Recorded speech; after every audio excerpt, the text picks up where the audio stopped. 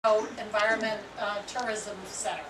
And you can see that on our website under the click on for environment. And Steve Newell, who mentioned, is not here.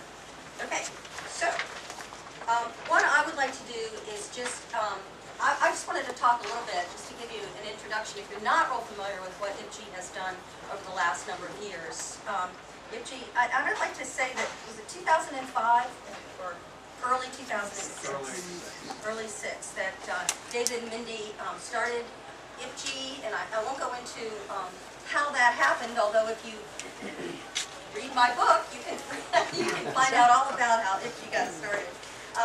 But some of the accomplishments, one of them, and I want to recognize Jeff Chapman.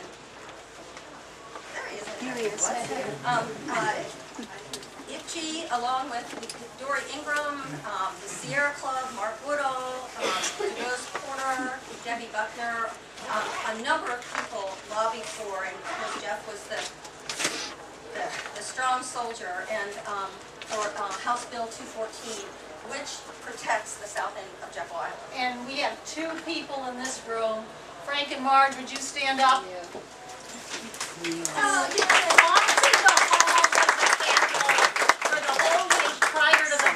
HB 214. And not only that, but have been incredible supporters of Jekyll Island and IPJI for many, many years. That's right. IPJI has been, I would have to say, especially during the last number of years, the whole linger longer deal, a watchdog for the studies that have been done to make sure, or actually to call when studies were not being done properly, or perhaps hadn't considered all angles or whatever, but just a watchdog on the information as it came out. I think that is really, really critical. IPJI played a critical role. The efforts to reduce the footprint, the size of, is it called the town center anymore? We refer to it as the town center. The name has been changed officially to the Beach Village. Anyway, it was certainly had a much larger footprint, and so IPJI played a critical role in reducing the size of that footprint through efforts to to communicate and express the will of the people of Georgia as was being expressed to IPJI. The Jekyll Island State Park Authority Board just approved its conservation plan. That plan was a much weaker plan prior to efforts that IPJI put into getting the word out and helping to coordinate a lot of responses from many, many people. And I'd like to say that it's not as strong as I'd like to see it, but it's a much better plan. It offers a lot more protection than it would have, and that was another one of IPJI's accomplishments.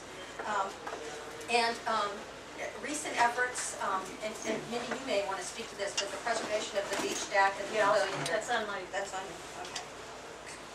Ongoing work. David is going to mention the master plan. That's something that we're working on now.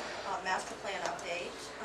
We have, on behalf of IPJI's members, communicated with the governor and thanked him for opposing the construction of a casino on Jekyll Island.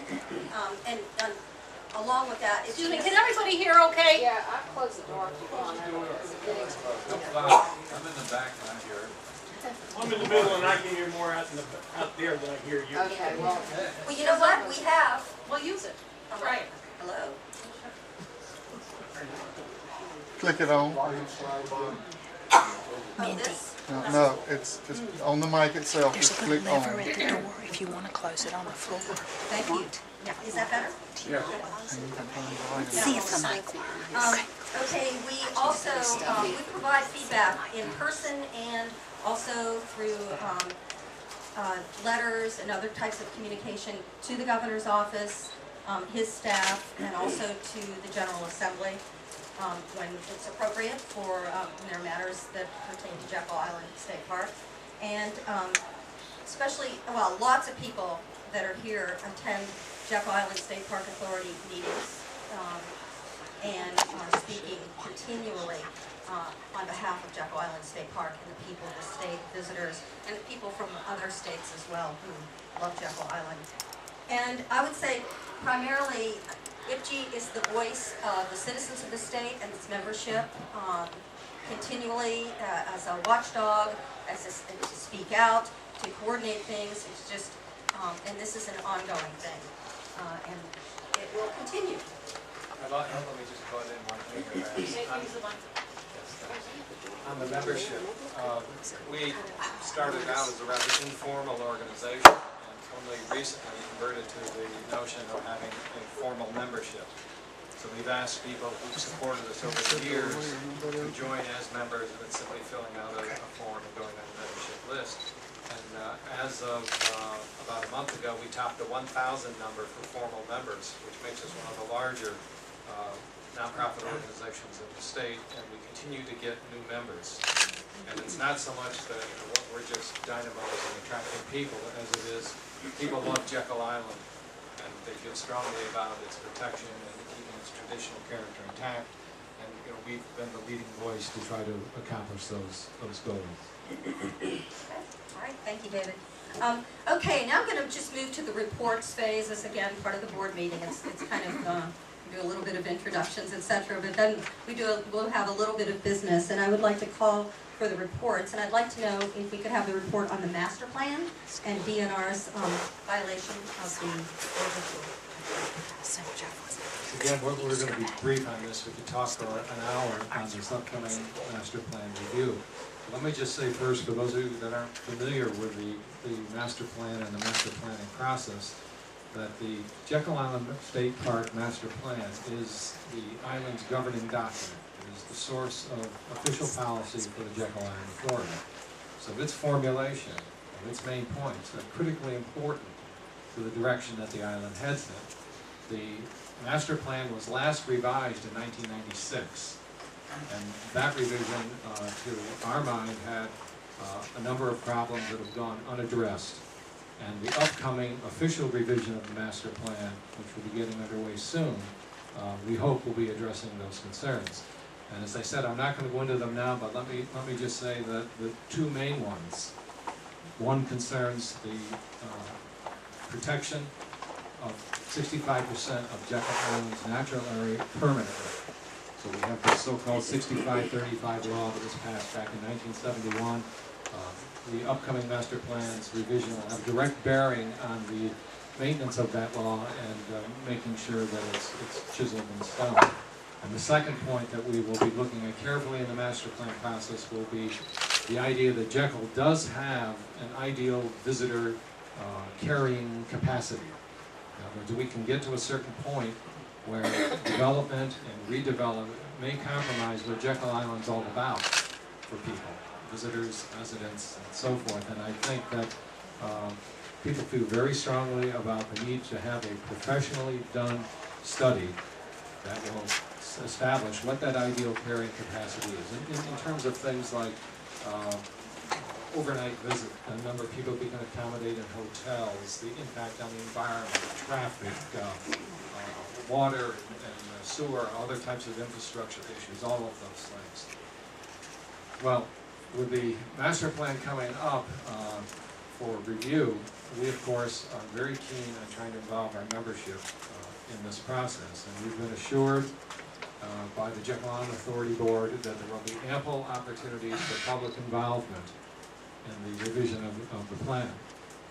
At the last I heard is that the revision process will get underway in earnest right after the turn of the year. And that the authority has hired a association called the Fanning Institute at the University of Georgia to serve as a consultant for this.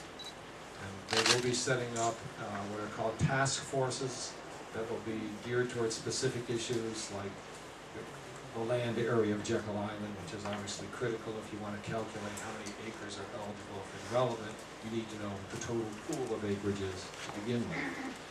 The visitor capacity study and other things like that will be handled by the Fanning Institute. And we will be pushing very hard to involve, as I said, the public, and Dory Ingram will be talking a little bit about that in a few minutes.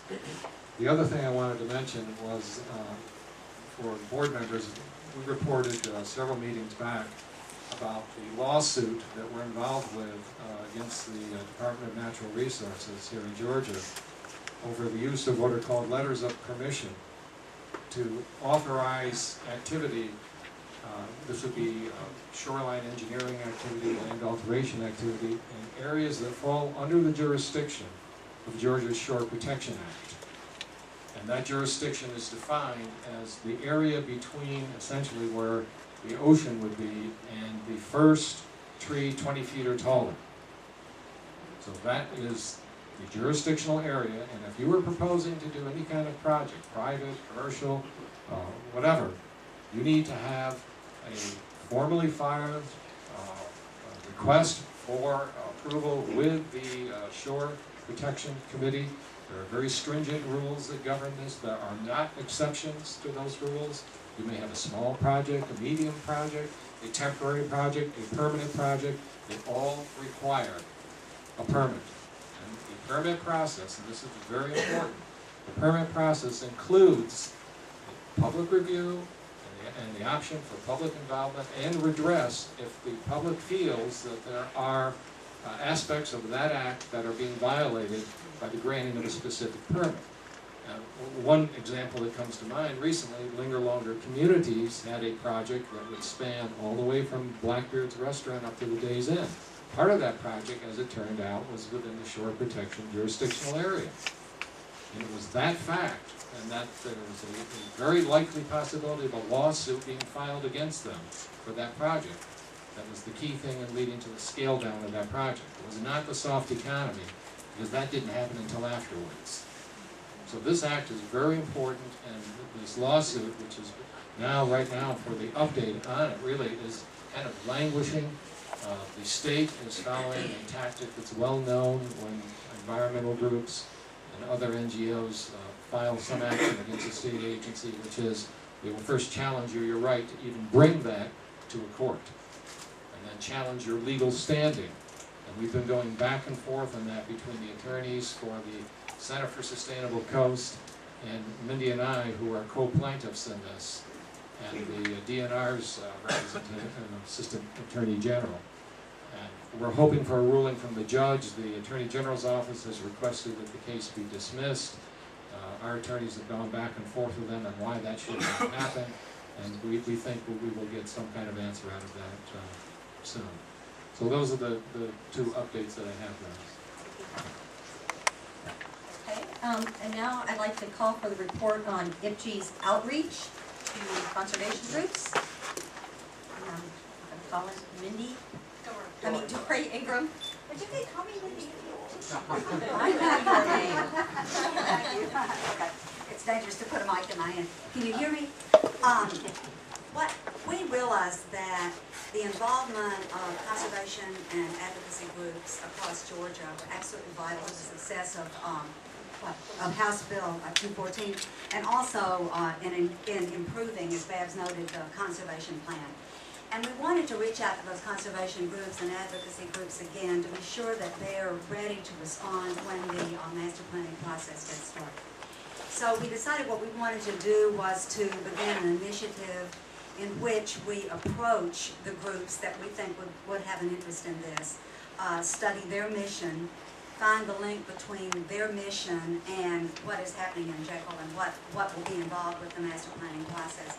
And then inquire whether they would be willing to disseminate information, fact-based information from us concerning what's going on in a regular update format, what's going on with the master planning process, and encouraging their membership to join in the public participation process. And if they would be willing to themselves, as an organization, put some recommendations forward to the Jekyll Island Authority Board when the process is calling for that. And so what we've done is to sort of survey the groups that we knew about. We've come up with a list of 34 conservation and advocacy groups. We've established who the